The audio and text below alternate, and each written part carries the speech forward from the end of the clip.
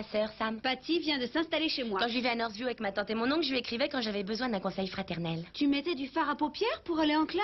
Et des conseils, j'en manque pas. Je parie que tu regrettes l'époque où je te les donnais par écrit, hein. L'histoire nous plonge dans le San Francisco des années 80.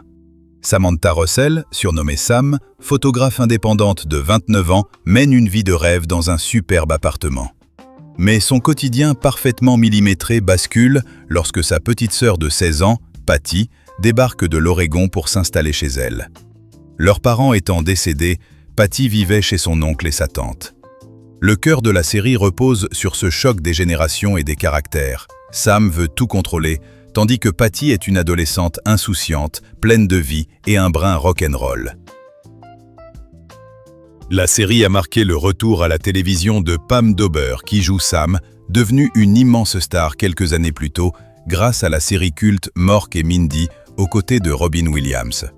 Pour jouer la petite sœur, la production choisit Rebecca Schaeffer. À seulement 18 ans, ce rôle de sitcom fait d'elle instantanément la nouvelle petite sœur de l'Amérique.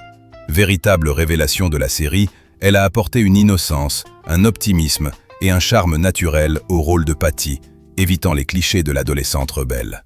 Dixie Randazzo, interprétée par Jenny O'Hara, est l'assistante sarcastique de Sam, qui, au travers de ses interventions taillées à la serpe, apporte un humour pince sans rire à l'ensemble. Voulez-vous plonger votre main plus au fond, s'il vous plaît?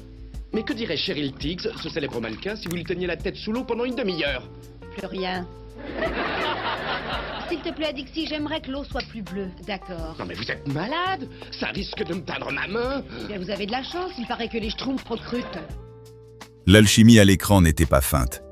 Pam Dawber a littéralement pris Rebecca Schaeffer sous son aile. Pendant le tournage, Rebecca a même emménagé chez Pam et son mari, l'acteur de NCIS, Mark Harmon. Lors de sa première saison en 1986, la série de CBS est un immense succès. Elle se classe à la 21e place des programmes les plus regardés du pays, avant de perdre en audience suite à un changement de grille. En France, la série débarque en 1988 sur Antenne 2, sous le titre « Sam suffit ».